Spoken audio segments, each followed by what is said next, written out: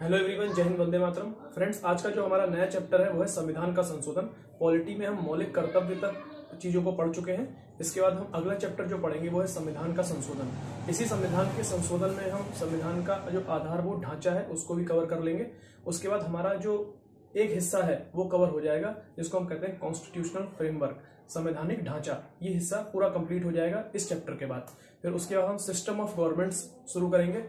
उसमें हम संघीय व्यवस्था क्या होती है, एकात्मक व्यवस्था क्या होती है, इन सारी चीजों को एक बार पढ़ेंगे। तो चलिए आज इस चैप्टर को शुरू करते हैं और देखते हैं कि इस चैप्टर में हमको क्या क्या चीजें याद रखनी है और क्या चीजें एग्जाम में आ सकती हैं, क्या चीज इंपॉर्टेंट है, क्यों संविधान का संशोधन जानना आवश्यक है। तो देखिए, मेन बात यह है कि संविधान में संशोधन आवश्यक क्यों है। संविधान का संशोधन हमेशा ध्यान रखिएगा, संविधान एक लिखित दस्तावेज है जिसमें नियम, कानून इत्यादि लिखे हुए हैं जिनसे देश चलता है। किसी भी देश का संचालन इसी से होता है। जो सरकारें होती हैं वो इसी के अंतर्गत रह के काम करती हैं। इसका उल्लंघन कोई भी सरकार नहीं कर सकती। इसीलिए बदलते समाज के साथ ये जरूरी है कि संविधान में भी बदलाव होता रहे, क्योंकि अगर संविधान जड़ हो जाएगा तो समाज में बदलाव बड़ा मुश्किल हो जाएगा। क्योंकि समाज तो समय के साथ साथ धीरे धीरे बदलेगा, लेकिन अगर आपके रूल्स, आपके रेगुलेशंस, यानी जो आपके संविधान के अंदर चीजें हैं, अगर उनमें बदलते समाज के साथ बदलाव नहीं हुआ तो बड़ी समस्या आ जाएगी। इसीलिए संविधान निर्माताओं ने पहले से ही ऐसी व्यवस्था की कि संविधान में बदलते समाज के साथ संशोधन आसानी से किया जा सके। लेकिन यहाँ पर एक समस्या ये है कि कुछ देशों के संविधानों में, कुछ देशों के संविधान ऐसे हैं जहां पर संविधान में संशोधन करना एक बड़ी आसान प्रक्रिया है, और कुछ देशों के संविधान ऐसे हैं जहां ये प्रक्रिया काफी कठिन है, यानी संशोधन करना काफी मुश्किल हो जाता है। यानी संविधान संशोधन एक तो आसान प्रक्रिया से हो सकता है और दूसरा है कि वो कठिन प्रक्रिया से होता है। इसमें उदाहरण में अगर आपसे कहूं कि आसान प्रक्रिया से जिस देश में ऐसा हो जाता है वो ब्रिटेन है। ब्रिटेन में संविधान में संशोधन करने के लिए कोई खास प्रक्रिया की आवश्यकता नहीं होती है, साधारण बहुमत से भी संशोधन हो सकता है। और हमने पढ़ा है कि ब्रिटेन का संविधान कैसा है, अलिखित है। और अलिखित संविधान का मतलब होता है ऐसा संविधान जिसे बनाने के लिए संविधान सभा का निर्माण नहीं किया गया, जो अपनी परंपराओं, प्रथाओं और रीतियों पर आधारित होता है। उसे हम क्या कहते हैं, अलिखित संविधान कहते हैं। लेकिन वहीं अगर अमेरिका की बात करें तो अमेरिका के संविधान में संशोधन करना, परिवर्तन करना एक बड़ा कठिन काम माना जाता है, क्योंकि ये प्रक्रिया काफी ज्यादा मुश्किल है। और ये लिखित संविधान है। और लिखित संविधान कौन सा होता है? लिखित संविधान का मतलब है ऐसा संविधान जिसको बनाने के लिए एक संविधान सभा का निर्माण किया गया, और वो परंपराओं, रीति रिवाजों इत्यादि पर आधारित नहीं होता, बल्कि वो एक लिखित दस्तावेज है। वहां सारे नियम, कायदे, कानून लिखे हुए हैं जो पहले से तय है। लेकिन अगर वो नियम वैसे ही लिखे रह जाएंगे तो समस्या ये आएगी कि अगर समाज बदलेगा तो नियम कैसे बदलेंगे। तो नियम बदलने के लिए क्या चाहिए? संशोधन। तो संशोधन करने की दो तरह की प्रक्रिया होती है, आसान प्रक्रिया, कठिन प्रक्रिया। अब भारत की अगर बात करें तो भारत ने संविधान में संशोधन करने की आसान प्रक्रिया और कठिन प्रक्रिया दोनों के मिक्सचर को अपनाया है, दोनों के मिश्रण को अपनाया है। यानी भारत ने मध्यम मार्ग का अनुसरण किया है। भारत ने संविधान में संशोधन करने के लिए मध्यम मार्ग का अनुसरण किया है। यानी कुछ तत्व ऐसे हैं संविधान के अंदर, कुछ आर्टिकल्स ऐसे हैं जिनमें संशोधन करने के लिए आसान प्रक्रिया से गुजरना होता है। यहां पर आसान प्रक्रिया का मतलब है आपको केवल साधारण बहुमत की आवश्यकता होती है। अभी हम इसको जानेंगे आगे। और दूसरा, कुछ संशोधन ऐसे हैं, यानी कुछ तत्व ऐसे हैं संविधान में जिनमें संशोधन करने के लिए एक कठिन प्रक्रिया की आवश्यकता होती है, जिसके तहत आपको अनुच्छेद 368 से होकर गुजरना पड़ता है और आपको विशेष बहुमत की आवश्यकता होती है। ये विशेष बहुमत दो तरह से प्राप्त किया जाता है। एक तो विशेष बहुमत संसद के अंदर प्राप्त किया जाए, और दूसरा है अगर कोई संघीय व्यवस्था से जुड़ा हुआ मामला है, जैसे सुप्रीम कोर्ट या हाई कोर्ट में कोई चेंज करना है, राष्ट्रपति के निर्वाचन की रीति में कोई चेंज करना है, तो उसके लिए आपको संसद में तो विशेष बहुमत चाहिए ही, उसके साथ साथ भारत के आधे राज्यों की अनुमति भी आवश्यक है। ठीक, तो ये तरीके हैं, अभी हम इनको जानेंगे। तो ये मैं एक बार स्टार्टिंग में आपको बता भी चुका हूं, लेकिन हम फिर से इसको जानेंगे। दो प्रकार से होता है जो संशोधन होता है, वो दो प्रकार से होता है। एक औपचारिक और दूसरा होता है अनौपचारिक। अनौपचारिक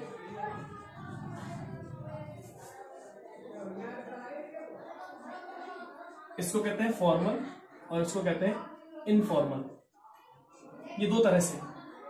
सबसे पहले हम अनौपचारिक को समझते हैं। अनौपचारिक संशोधन का मतलब है कि आपको संविधान में परिवर्तन करने के लिए कुछ करना नहीं पड़ता, ये न्यायपालिका की व्याख्या मात्र से परिवर्तित हो जाता है। यानी संविधान में ऐसा संशोधन जो केवल न्यायपालिका की व्याख्या मात्र से हो जाए, उसके लिए किसी भी प्रकार के कानून को लाने की, किसी भी प्रकार के विधेयक को लाने की आवश्यकता न पड़े, ऐसे संशोधन को अनौपचारिक संशोधन कहते हैं।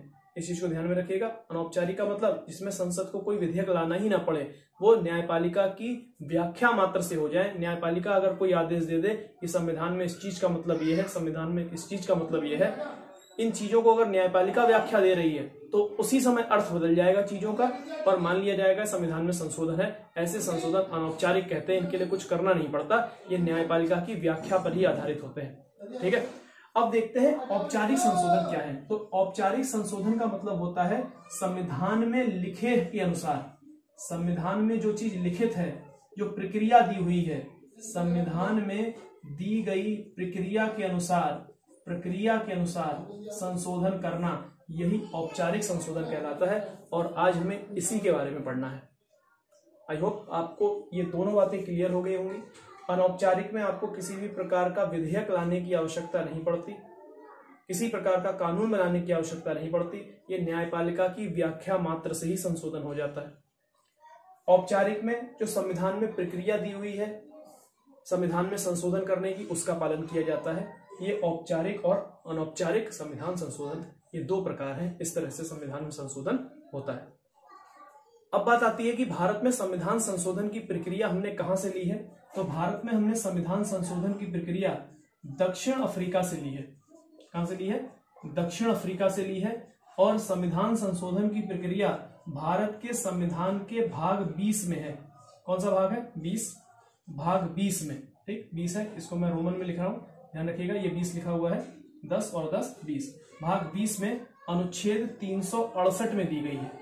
कौन सा अनुच्छेद है? अनुच्छेद 368, इसमें यह प्रक्रिया दी हुई है।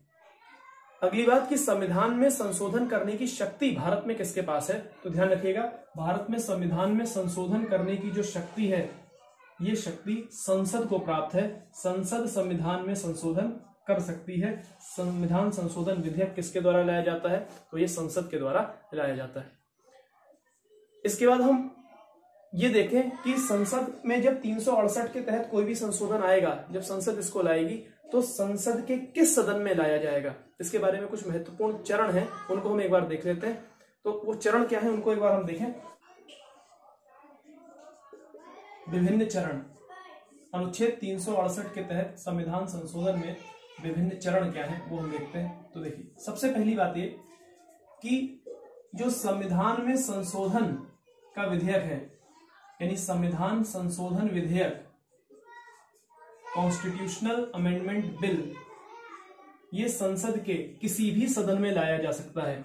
ये राज्यसभा में भी लाया जा सकता है, ये लोकसभा में भी लाया जा सकता है। दोनों बातें, इसे राज्यसभा में भी लाया जा सकता है, इसे लोकसभा में भी लाया जा सकता है। दूसरी बात आपको क्या ध्यान रखनी, दूसरी बात यह है कि इसे ला कौन सकता है। इसे निजी सदस्य ला सकते हैं या इसे मंत्री ला सकते हैं, यानी सरकारी सदस्य ला सकते हैं। तो यहां पर इंपॉर्टेंट बात यह है कि इसे किसी मंत्री के द्वारा भी लाया जा सकता है और इसे किसी गैर सरकारी सदस्य के द्वारा भी लाया जा सकता है। सरकारी सदस्य भी ला सकता है और गैर सरकारी सदस्य भी ला सकता है। इस चीज को ध्यान रखिएगा, गैर सरकारी सदस्य दोनों ला सकते हैं, जो चाहे वो ले आए। गैर सरकारी सदस्य कौन होते हैं? तो ध्यान रखिएगा, ऐसे सांसद जिन्हें मंत्री नहीं बनाया गया है, वो गैर सरकारी सदस्य होते हैं, और ऐसे सांसद जिन्हें मंत्री बना दिया गया है, वो सरकारी सदस्य होते हैं। तो मंत्रियों को क्या कहा जाता है? सरकारी सदस्य। जो मंत्री परिषद का हिस्सा है वो सरकारी सदस्य होते हैं, और ये गैर सरकारी सदस्य वो होते हैं जो मंत्री परिषद का हिस्सा नहीं है, जो केवल सांसद के रूप में पहुंचे हुए हैं। जो सांसद हैं जिन्हें मंत्री नहीं बनाया गया, उनको गैर सरकारी सदस्य कहते हैं, और कभी कभी इन्हीं को निजी सदस्य भी कहा जाता है। ठीक, निजी सदस्य भी कहा जाता है। आपने कई बार एक शब्द सुना होगा, प्राइवेट मेंबर बिल।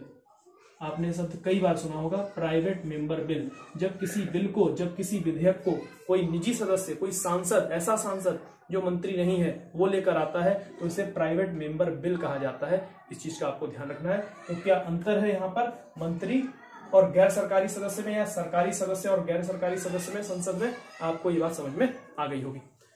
अब अगली बात है तीसरा, संविधान संशोधन विधेयक लाने से पहले राष्ट्रपति से अनुमति की कोई आवश्यकता नहीं होती है। तो यहाँ पर संविधान संशोधन विधेयक लाने के लिए क्या राष्ट्रपति से अनुमति आवश्यक है? नहीं, राष्ट्रपति से अनुमति आवश्यक नहीं है।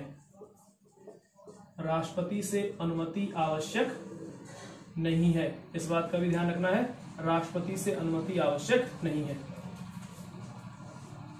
जो चौथी बात आपको इसमें याद रखनी है, वो चौथी बात यह है कि राष्ट्रपति से अनुमति तो आवश्यक नहीं है, इसके अलावा अगर संविधान संशोधन विधेयक दोनों सदनों से पारित होने के बाद, ध्यान रखिएगा, संविधान संशोधन विधेयक दोनों सदनों से पारित होने के बाद, कौन कौन से सदन? राज्यसभा से भी पारित हो गया और लोकसभा से भी पारित हो गया। दोनों सदनों से पारित होने के बाद कहां जाएगा? राष्ट्रपति के पास। कहां जाएगा? राष्ट्रपति के पास। और राष्ट्रपति के पास जब ये जाएगा तो राष्ट्रपति इस पर अनुमति देने के लिए बाध्य है। उसको बाध्यता दी गई है कि वो उस पर सिग्नेचर करेगा ही करेगा। वो सिग्नेचर करने से मना भी नहीं कर सकता, वो इस विधेयक को वापस लौटा भी नहीं सकता। ध्यान रखिएगा, यानी संविधान संशोधन के विधेयक के मामले में, संविधान संशोधन विधेयक के मामले में राष्ट्रपति की वीटो पावर काम नहीं करती है। राष्ट्रपति को, जो भारत के राष्ट्रपति को जो 3 प्रकार के वीटो मिले हुए हैं, वो तीनों प्रकार के वीटो यहां पर आकर फेल हो जाते हैं। इस चीज को ध्यान रखना। तो क्या संविधान संशोधन विधेयक के मामले में राष्ट्रपति के पास वीटो पावर है? क्या वो उसको रोक सकता है? नहीं, बिल्कुल नहीं रोक सकता। संविधान संशोधन विधेयक के मामले में वीटो पावर काम नहीं करती है, ना ही वो उसे मना कर सकता है और ना ही उसे पुनर्विचार के लिए लौटा सकता है। तो इस चीज का ध्यान रखिएगा। संविधान संशोधन विधेयक को राष्ट्रपति अनुमति देने के लिए बाध्य है, अनुमति देने हेतु बाध्य है। ठीक, और ये बाध्यता क्या संविधान में शुरू से ही थी उसके ऊपर? तो नहीं, मूल संविधान में उसके ऊपर ऐसी कोई बाध्यता नहीं थी। उस पर यह बाध्यता कब डाली गई, ये भी मैं यहां पे लिख देता हूं। राष्ट्रपति को सिग्नेचर करने के लिए, संविधान संशोधन विधेयक पर सिग्नेचर करने के लिए बाध्य किया गया 24वें संविधान संशोधन के द्वारा। कौन सा संशोधन? 24वें संविधान संशोधन, कॉन्स्टिट्यूशनल अमेंडमेंट एक्ट 1971 में 24वां संविधान संशोधन आया, जिसमें यह लिख दिया गया कि राष्ट्रपति संविधान संशोधन विधेयक को अनुमति देने के लिए बाध्य है, उसे अनुमति देनी ही पड़ेगी। इसके अलावा उसके पास और कोई चारा नहीं है। तो राष्ट्रपति इसको अनुमति देने से मना नहीं कर सकता। आपको ये बात भी ध्यान रखनी है। तो ये कुछ इंपॉर्टेंट पॉइंट्स हमने पढ़े संविधान संशोधन विधेयक के बारे में। ठीक है, अब आगे की बात करते हैं। अगली बात यह है कि क्या, अब आपके पास एक सवाल है कि क्या संसद के पास जो संविधान संशोधन करने की शक्ति है, संसद के पास जो संविधान में संशोधन करने की शक्ति है, वो शक्ति निर्बाध है? मतलब क्या संविधान संशोधन करने पर संसद के ऊपर कोई नियंत्रण नहीं है? क्या उसको रोका नहीं जा सकता? तो इसका आंसर क्या है वो जरा जानिए। तो ध्यान रखिएगा, संसद संविधान में संशोधन कर सकती है, ये बिल्कुल सही बात है। उसके बाद संविधान संशोधन करने की शक्ति है, ये बिल्कुल सही बात है कि है। और संसद चाहे तो संविधान के किसी भी भाग में संशोधन कर सकती है, किसी भी भाग में संशोधन, ध्यान रखिएगा, किसी भी भाग में संशोधन कर सकती है। लेकिन सुप्रीम कोर्ट ने केशवानंद भारती केस 1973 एक केस है, इस केस को मैं आपको पहले पढ़ा भी चुका हूं, यहां पर फिर हम इसको रिवाइज कर लेते हैं। केशवानंद भारती केस एक केरल राज्य के विरुद्ध केस था 1973 में। इस केस में सुप्रीम कोर्ट ने कहा कि संसद यदि चाहे तो संविधान के किसी भी भाग में संशोधन कर सकती है, लेकिन यहां पर एक शर्त आरोपित कर दी, लेकिन संविधान का मूल ढांचा नहीं बदलना चाहिए, बेसिक स्ट्रक्चर नहीं बदलना चाहिए। और इसी केस में एक सिद्धांत आया, मूल ढांचे का सिद्धांत। इसी को कहते हैं आधारिक संरचना का सिद्धांत, इसी को कहते हैं डॉक्ट्रिन ऑफ बेसिक स्ट्रक्चर, मूल ढांचे का सिद्धांत, मूल ढांचे का सिद्धांत। इसी केस में मूल ढांचे का सिद्धांत आया और संसद ने साफ साफ कहा कि सुप्रीम कोर्ट ने साफ साफ कहा कि संसद संविधान के जिस भाग में चाहे उसमें परिवर्तन कर सकती है, चाहे वो मौलिक अधिकार हो, चाहे वो अनुच्छेद 368 की प्रक्रिया हो, कोई भी हिस्सा हो, चाहे राष्ट्रपति के निर्वाचन की विधि हो, संविधान का कोई भी हिस्सा जिसमें चाहे उसमें परिवर्तन कर दे। लेकिन ये शक्ति निर्बाध नहीं है, ये शक्ति न्यायिक पुनरावलोकन के अंतर्गत आती है। किसके अंतर्गत आती है? न्यायिक पुनरावलोकन। यानी अगर न्यायपालिका चाहे तो उसके द्वारा जो भी विधेयक लाया गया है उसका क्या कर सकती है? न्यायिक पुनरावलोकन कर सकती है। और अगर जो भी विधेयक संसद के द्वारा लाया गया है वो अगर संविधान के मूल ढांचे को चोट पहुंचा रहा है तो उस स्थिति में उस संविधान संशोधन विधेयक को असंवैधानिक भी घोषित कर सकती है। और इसका उदाहरण मैंने आपको पिछली बार भी दिया था, वही उदाहरण मैं फिर दे रहा हूं। 2015 में मोदी सरकार के द्वारा, जब नरेंद्र मोदी जी की सरकार बनी तो उसके द्वारा 99वां संविधान संशोधन विधेयक लाया गया। कौन सा? 99वां संविधान संशोधन अधिनियम 2015। यह अधिनियम बन गया, पहले विधेयक था फिर यह अधिनियम बना। और सुप्रीम कोर्ट में जब यह पहुंचा तो सुप्रीम कोर्ट ने इसे असंवैधानिक घोषित कर दिया। अब आप कहोगे कि इसको क्यों असंवैधानिक घोषित कर दिया? तो उसको समझने से पहले आप सिर्फ इस बात पर ध्यान दो कि सोचिए, ये संविधान संशोधन विधेयक है, ये 368 की प्रक्रिया का पालन करके आया है, यानी विशेष बहुमत से पारित होकर आया है संसद से। और हमारी न्यायपालिका इतनी शक्तिशाली है कि उसने इसको असंवैधानिक घोषित कर दिया। तो क्यों कर दिया? तो आपको फिर से पहुंचना होगा केशवानंद भारती केस में। और क्या कह रहा है केशवानंद भारती का केस? केशवानंद भारती केस में संसद ने क्या कहा, सुप्रीम कोर्ट ने क्या कहा था कि संसद संविधान के जिस भाग में चाहे उस भाग में परिवर्तन कर सकती है। संसद संविधान के जिस भाग में चाहे उस भाग में परिवर्तन कर सकती है, लेकिन संविधान का मूल ढांचा नहीं बदलना चाहिए। लेकिन संविधान का मूल ढांचा नहीं बदलना चाहिए। अब यहां पर क्या हुआ है फिर? यहां पर जो ये संशोधन लाया गया ये न्यायपालिका में जजों की नियुक्ति से संबंधित था। न्यायपालिका में जजों की नियुक्ति से संबंधित था, जजों की नियुक्ति से संबंधित था। और न्यायपालिका ने अपना फैसला देते हुए कहा कि न्यायपालिका में जजों की नियुक्ति की प्रक्रिया से इसमें बदलाव किया गया है। जो नियुक्ति की प्रक्रिया है वो बदली जा रही है, कोलेजियम सिस्टम को समाप्त किया जा रहा है। जजों को नियुक्त करने के लिए एक सिस्टम न्यायपालिका ने खुद बनाया है, इसका उल्लेख संविधान में नहीं है, और वो सिस्टम है कोलेजियम सिस्टम। तो उसी सिस्टम को हटाकर एक नई व्यवस्था लाई जा रही थी। उस नई व्यवस्था का नाम था एनजेक। क्या नाम था? एनजेक। उस व्यवस्था का नाम क्या था? एनजेक, नेशनल जुडिशियल अपॉइंटमेंट कमीशन। एनजेक व्यवस्था लाई जा रही थी। और किसको हटाया जा रहा था? कोलेजियम सिस्टम को, जो वर्तमान में चलता है लेकिन ये संविधान में नहीं है। तो फिर न्यायपालिका ने इसको क्यों समाप्त किया संशोधन विधेयक को? न्यायपालिका ने कहा यह संविधान के मूल ढांचे का उल्लंघन करता है, ये विधेयक, ये अधिनियम संविधान के मूल ढांचे का। और क्या था संविधान का मूल ढांचा? तो उस समय जो संविधान का मूल ढांचा घोषित किया जा चुका था वो था न्यायपालिका की स्वतंत्रता। न्यायपालिका की स्वतंत्रता। तो न्यायपालिका ने कहा कौन जज बनेगा कौन नहीं ये हम डिसाइड करेंगे, ये आप डिसाइड नहीं करेंगे। तो मूल ढांचे में क्या आती थी? न्यायपालिका की स्वतंत्रता। तो न्यायपालिका की स्वतंत्रता को ये उल्लंघन करता था, उसका हनन करता था। इस कारण से 99वां संविधान संशोधन विधेयक या अधिनियम रद्द कर दिया गया, असंवैधानिक घोषित कर दिया गया। यहां से आप ये समझ गए होंगे कि न्यायपालिका कितनी पावरफुल है और न्यायपालिका के पास न्यायिक पुनरावलोकन की शक्ति कैसे असीमित हो चुकी है। यहां से संसद की सर्वोच्चता पीछे रह गई है और यहां पर देखने में ऐसा लगता है कि न्यायपालिका सर्वोच्च हो चुकी है। लेकिन ध्यान रखना है, भारत में ना तो संसद की सर्वोच्चता है ना ही न्यायपालिका की सर्वोच्चता है।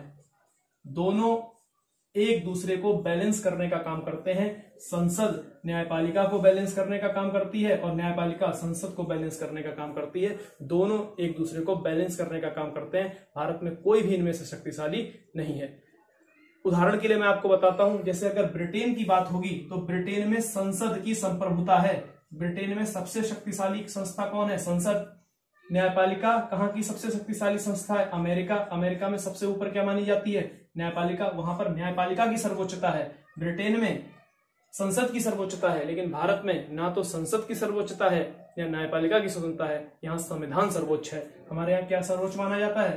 भारत में संविधान सर्वोच्च माना जाता है। और संविधान का जो रक्षक माना जाता है, जो गार्जियन माना जाता है, वो न्यायपालिका यानी सुप्रीम कोर्ट को माना जाता है। ठीक है। तो इसलिए भारत की न्यायपालिका पावरफुल तो है, लेकिन आप ये नहीं कहेंगे कि न्यायपालिका की सर्वोच्चता है यहाँ पर। यहाँ न्यायपालिका की सर्वोच्चता नहीं है, यहाँ संसद की भी सर्वोच्चता नहीं है, जबकि ब्रिटेन में संसद की सर्वोच्चता है और अमेरिका में न्यायपालिका की सर्वोच्चता है। ये बातें भी आपको ध्यान रखनी है, ठीक है। अब अगले टॉपिक की तरफ चलते हैं, इसी में अंतिम टॉपिक है, वो भी हमें कवर करना है आज ही। अब अगली बात है कि संविधान में संशोधन के लिए कितने प्रकार की प्रक्रिया को अपनाया गया है। तो ध्यान रखिएगा, संविधान में संशोधन करने के लिए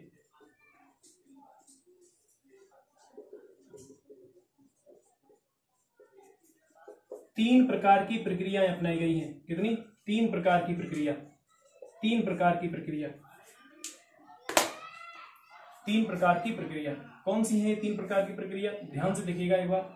नंबर 1, संविधान में संशोधन का पहला तरीका है साधारण बहुमत के द्वारा। साधारण बहुमत के माध्यम से परिवर्तन किया जा सकता है, ये सबसे आसान तरीका है। और स्टार्टिंग में मैंने आपको बता दिया था कि संविधान में संशोधन भारत में ना तो आसान प्रक्रिया है ना बहुत कठिन है। तो कैसा? दोनों का मिक्सचर है, केवल आसान से भी नहीं होता, केवल कठिन से भी नहीं होता। तो हमने मध्यम मार्ग अपना लिया, कुछ तत्वों में आसान प्रक्रिया रखी, कुछ तत्वों में परिवर्तन करने के लिए कठिन प्रक्रिया रखी। हमने एक प्रक्रिया का पालन नहीं किया, जैसे अमेरिका ने क्या किया, केवल कठिन प्रक्रिया रखी है। ब्रिटेन ने क्या किया, केवल सरल रखी है। हमने क्या किया, दोनों का मिश्रण कर दिया। तो पहला कौन सा है? साधारण बहुमत के द्वारा, यानी संसद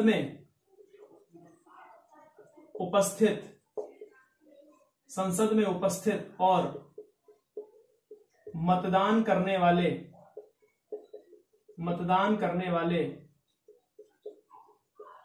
कुल सदस्यों का 50% प्लस 1 सदस्य, इतने सदस्य अगर पक्ष में वोट कर देंगे तो संविधान में संशोधन हो जाएगा। यह साधारण बहुमत से है। और किन किन चीजों में संशोधन होगा वो बातें भी दी हुई हैं। जैसे मैं उदाहरण यहां पर लिखता हूं, उदाहरण अनुच्छेद 2 व अनुच्छेद 3, यानी भारत में किसी नए राज्य का प्रवेश करना है या नए राज्य का गठन करना है, यानी किसी विदेशी राज्य को अगर भारत में शामिल करना है तो अनुच्छेद 2 का प्रयोग होता है। और ऐसा करने के लिए साधारण बहुमत की आवश्यकता है संविधान संशोधन में। 3 के लिए भी ऐसा ही है। 3 में भारत के अंदर जो राज्य हैं उनको, एक राज्य को 2 राज्यों में बदलना, 2 राज्यों को बदल के 2 राज्यों को मिलाकर एक राज्य बना देना, केंद्र शासित प्रदेश को राज्य में बदल देना, ये सारी चीजें दी गई हैं अनुच्छेद 3 में। तो 2 और 3 का प्रयोग करने के लिए, संविधान संशोधन करने के लिए केवल साधारण बहुमत की आवश्यकता होती है।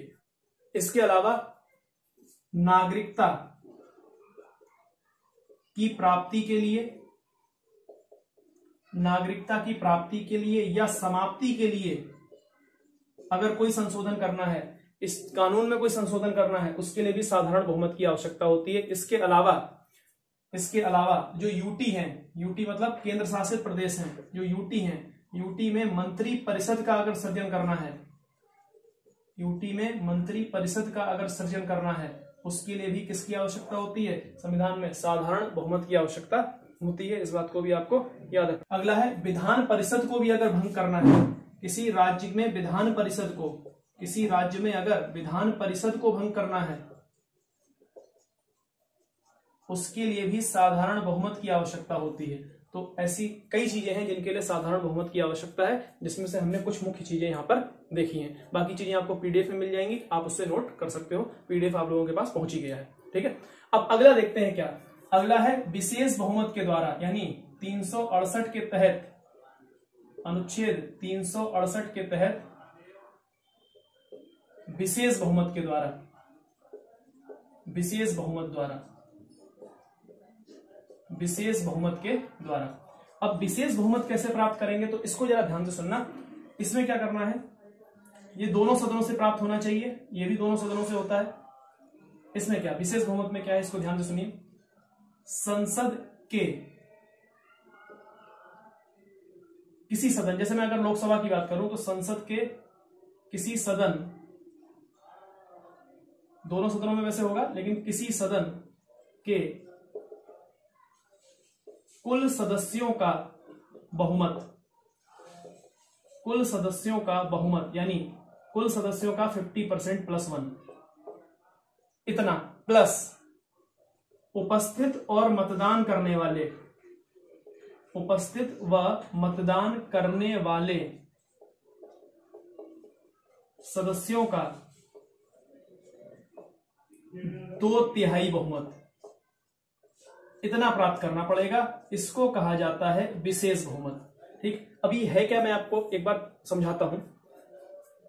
जैसे लोकसभा में कुल सदस्यों की संख्या कितनी है, मान लेते हैं 543। ठीक, कितनी है, 543। चलिए मैं यहां पर सही के लिए 545 ही मान लेता हूं। 545 कितना है, 545। कितनी भी संख्या आप मान सकते हो, मैं यहां पर बस आपको बता रहा हूं कैसे विशेष बहुमत मिलता है। 545 मान के चलते हैं। 545 है तो हमने क्या किया, सबसे पहले विशेष बहुमत हमें चाहिए दोनों सदनों में। तो एक सदन में क्या होगा, जैसे लोकसभा का सदन है, लोकसभा में विशेष बहुमत कैसे मिले, तो संसद के किसी सदन के कुल सदस्यों का बहुमत, यानी पहले इनका बहुमत, यानी इसका 50% प्लस 1, इसका 50% प्लस 1। ठीक, कितना हो जाएगा 50% प्लस 1, तो ये लगभग 272 आएगा। कितना आएगा, 272, यानी इतने सदस्य, ये आपके सामने कर दिया, इतने सदस्य तुम्हें चाहिए। लेकिन फिर दूसरी कंडीशन दी, कहा उपस्थित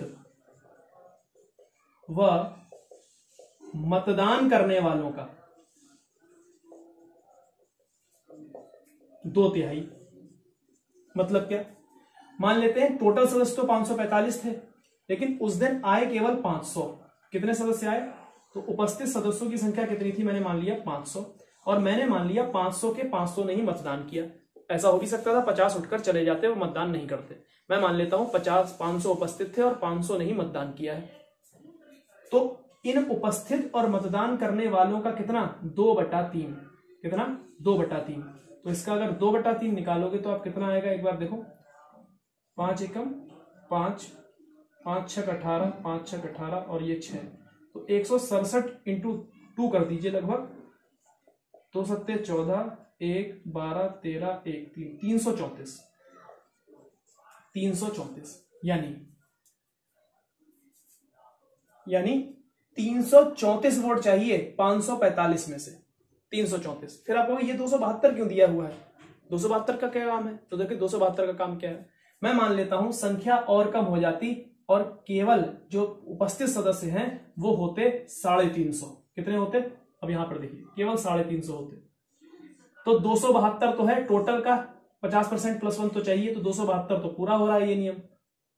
272 लगा दिया कि 272 तो मिलने ही चाहिए वोट, ये वो नियम है कि 272 तो मिलने ही चाहिए। अब 350 का 2/3 निकालो, 3 एकम 3, 3 दूनी 6, 3 एकम 3, यहां पे फिर से 3 एकम 3 आएगा, 2 3 6 18, 116.6, यानी 117 मान लो, 117 इंटू 2 कितना हो गया, 234।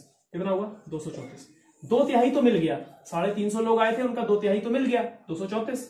ठीक, लेकिन 272 पूरा नहीं हुआ, दोनों कंडीशन पूरी होनी चाहिए। संसद के कुल सदस्यों का 50% प्लस 1 भी होना चाहिए, और उपस्थित और मतदान करने वालों का 2/3 भी होना चाहिए, और उपस्थित और मतदान करने वालों का 2/3 हमेशा 272 या उससे ज्यादा होना चाहिए, तब जाकर ये पूरा होगा विशेष बहुमत। इसलिए कठिन होता है, इसीलिए 368 की प्रक्रिया में विशेष बहुमत बड़ा कठिन माना जाता है। तो ये प्रक्रिया थी, बताइए अब ये कठिन प्रक्रिया है कि आसान है, तो आप कहोगे तो कठिन है।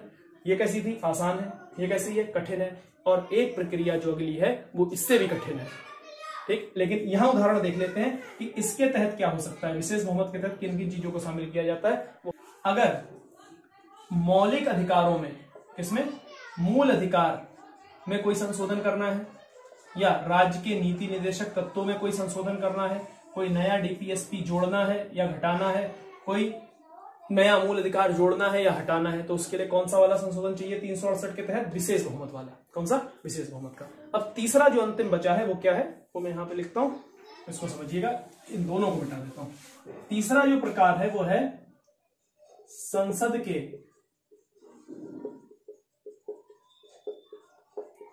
दोनों सदनों का विशेष बहुमत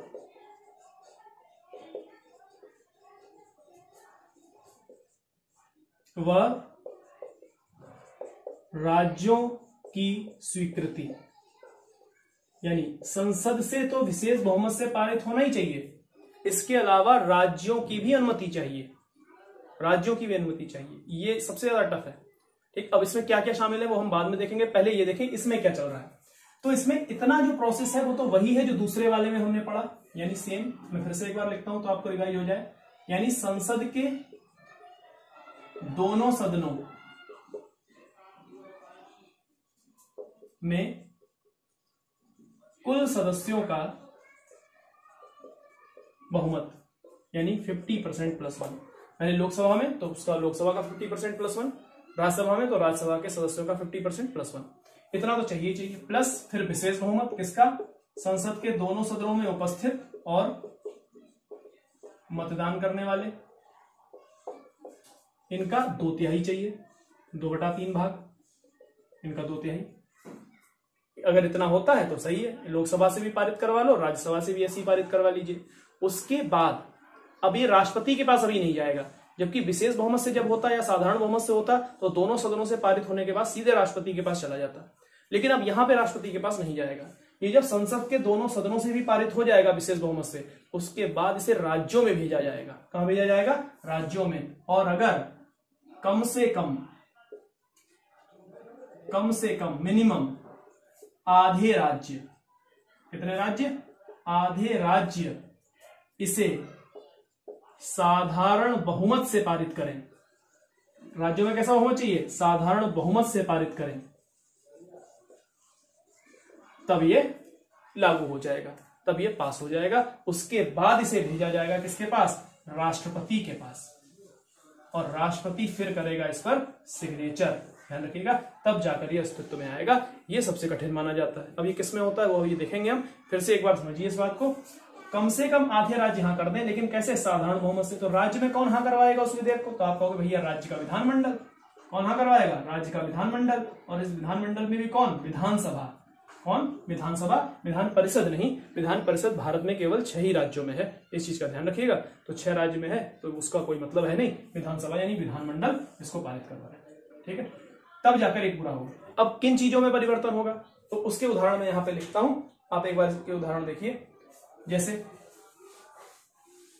अगर राष्ट्रपति के निर्वाचन की प्रक्रिया में कोई परिवर्तन करना है, अच्छा उससे पहले मैं आपको एक बात बता दूं, कैसे पहचानोगे कि किस में करें। तो ध्यान रखिएगा, अगर किसी संशोधन से संघीय व्यवस्था प्रभावित हो रही है, यानी इसका आसान भाषा मतलब समझिए, ऐसे लिखा रहता समझ में नहीं आता, इसका मतलब केंद्र और राज्य ये होते हैं संघीय व्यवस्था के हिस्से।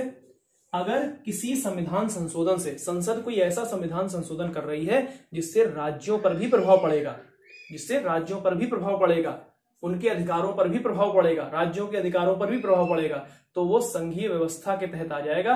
और ऐसे संशोधन केवल विशेष बहुमत से पारित नहीं होंगे, विशेष बहुमत के साथ साथ कम से कम आधे राज्यों की अनुमति भी चाहिए होगी, ठीक। तो इसमें क्या क्या हो सकता है, जैसे उदाहरण अब देता हूं मैं आपको, क्या क्या संशोधन इससे होते हैं। जैसे राष्ट्रपति का निर्वाचन, जैसे राष्ट्रपति के निर्वाचन की प्रक्रिया में आप कोई परिवर्तन करना चाहते हैं, बताइए राज्य प्रभावित होंगे या नहीं होंगे, होंगे, क्योंकि संसद तो वोट डालती ही है, संसद के सदस्य तो राष्ट्रपति के चुनाव में वोट डालते हैं, साथ साथ राज्य की विधानसभाओं के सदस्य भी उसमें वोट डालते हैं, एमपी एमएलए दोनों वोट डालते हैं, प्रभावित होंगे। इसके अलावा सुप्रीम कोर्ट में किसी भी प्रकार का परिवर्तन करना है, हाई कोर्ट में किसी भी प्रकार का परिवर्तन करना है, इससे भी राज्य प्रभावित होंगे, इसीलिए भी इसमें आएगा। अगला 7वीं अनुसूची में कोई परिवर्तन करना है, कोई संशोधन करना है, उसमें भी कौन सा वाला चाहिए आपको, एक तीसरे प्रकार वाला चाहिए, ठीक। तो ऐसे बहुत सारे हैं, पीडीएफ में और लिखे हुए हैं, आप उनको लिख सकते हैं, ठीक। तो यहां तक जो हमने चीजें देखी इनको आप अच्छे से पढ़िएगा। इसके बाद संविधान संशोधन की कुछ आलोचनाएं भी हैं, जरा हम उन आलोचनाओं पर एक बार नजर डाल लें। हालांकि वो चीजें आपको पता है, लेकिन तब भी उन आलोचनाओं को एक बार देखना जरूरी है। जो खास कुछ आलोचना है उनको देखते हैं। जैसे संविधान संशोधन की एक आलोचना ये की जाती है भारत के अंदर कि संविधान संशोधन करने के लिए, देखिए संविधान बनाया किसने, संविधान सभा ने, और संविधान सभा तो संविधान बनाने के बाद भंग हो गई। तो यहां पर सवाल यह है कि भाई संविधान सभा ने बनाया, लेकिन जब संविधान में संशोधन हो रहा है उसकी शक्ति दे दी आपने संसद को, संशोधन करने के लिए अलग से किसी बॉडी को क्यों नहीं बनाया, अलग से किसी निकाय को क्यों नहीं बनाया, कोई एक अलग निकाय होना चाहिए जो संविधान में संशोधन करे। ये पहली आलोचना है। यानी क्या है आलोचना, संविधान संशोधन हेतु कोई अलग निकाय नहीं है। निकाय का मतलब होता है कोई संस्था नहीं है, अलग से कुछ अलग से सिस्टम नहीं बनाया, संसद ही ये काम कर रही है, अलग निकाय नहीं है। ये इसकी पहली आलोचना है, ठीक, ये इसकी पहली आलोचना है। और बहुत अच्छी आलोचना है, इसको भी आपको ध्यान में देना है कि अलग से कोई बॉडी क्यों नहीं है। संविधान बनाने के लिए जब अलग से थी तो संविधान में संशोधन करने के लिए भी अलग से होनी चाहिए। ये इसकी पहली आलोचना है। दूसरा, संविधान संशोधन विधेयक में अगर कोई मतभेद हो जाता है, जैसे पहले ये राज्यसभा से पारित होगा या लोकसभा से पारित होगा, फिर राज्यसभा में पारित होगा, पहले एक सदन में फिर दूसरे सदन में। अब मान लीजिए लोकसभा से पारित हो जाता है, राज्यसभा से पारित नहीं होता है, उस स्थिति में क्या, वो तो फिर कैंसिल हो जाता है, फिर से लाना पड़ता है। तो ऐसा होता रहता है। लेकिन इसमें यह कहा गया अगर ऐसा है तो मतभेद की स्थिति में संयुक्त बैठक का प्रावधान क्यों नहीं। संयुक्त बैठक होनी चाहिए, संयुक्त बैठक करवा लो, फिर वोटिंग करवा लो, फिर पास करवा दो। तो इसकी एक आलोचना यह है क्योंकि जब साधारण विधेयक पर कोई मतभेद होता है, जब साधारण विधेयक पर कोई मतभेद होता है, जब साधारण विधेयक पर कोई मतभेद होता है, उस स्थिति में तो संयुक्त बैठक का प्रावधान है। लेकिन इसके मामले में, संविधान संशोधन के मामले में, संविधान संशोधन विधेयक के मामले में कोई भी प्रावधान नहीं है ऐसा। यानी संविधान संशोधन विधेयक के लिए क्या संयुक्त बैठक हो सकती है? आप कहोगे नहीं हो सकती है। तो इसकी एक आलोचना ये है। अगली आलोचना ये है कि संविधान के एक बहुत बड़े हिस्से में, संविधान का एक बहुत बड़ा हिस्सा है जिसमें संसद संशोधन कर सकती है, या तो साधारण बहुमत से, या तो साधारण बहुमत से या फिर विशेष बहुमत से, ठीक, संशोधन कर सकती है। और कुछ मामलों में राज्यों की अनुमति की आवश्यकता होती है। तो आलोचना यह है कि भाई एक बड़े हिस्से पर तो यही दोनों संशोधन कर देते हैं, और जो छोटे कुछ हिस्से बचे भी हैं उनमें राज्यों की अनुमति ली जाती है और केवल आधे राज्यों की अनुमति चाहिए। ये भी गलत बात है। आधे राज्यों की अनुमति क्यों चाहिए? राज्य तो सारे हैं, तो सारे राज्यों की अनुमति हो, तो सारों की नहीं। लेकिन अमेरिका में क्या होता है, अमेरिका में अगर ऐसी अनुमति चाहिए तो 3/4 राज्य, यानी 3/4 का मतलब 3/4 राज्य, यानी 75% राज्य समर्थन में होने चाहिए। तो भारत में ऐसा क्यों नहीं हो रहा है? भारत में कह रहा है 50% से ही काम हो जाएगा, जबकि अमेरिका किसको अपना रहा है? 75%। तो एक आलोचना ये है, ठीक। उसके अलावा एक आलोचना आप ये कह सकते हो कि 24वें संविधान संशोधन अधिनियम के द्वारा, 24वां संविधान संशोधन अधिनियम 1971, इस अधिनियम के द्वारा राष्ट्रपति को बाध्य कर दिया गया संविधान संशोधन विधेयक पर साइन करने के लिए। ये भी किसकी आलोचना हो सकती है, ठीक है। तो ये चीजें हमने देखी। और अब अंतिम बात है कि इसका महत्व क्या है संविधान संशोधन का, वो हम देख लेते हैं। संविधानविद हुए केसी बियर, कानून के जानकार हैं, कानूनविद हैं केसी बियर।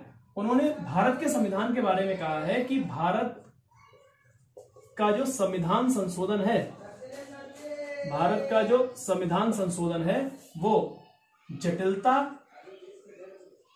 और सरलता का एक बेहतर मिश्रण है, ठीक। कुछ बेहतर मिश्रण है, यानी कुछ तत्वों में आसानी से परिवर्तन हो सकता है और कुछ में आसानी से नहीं हो सकता।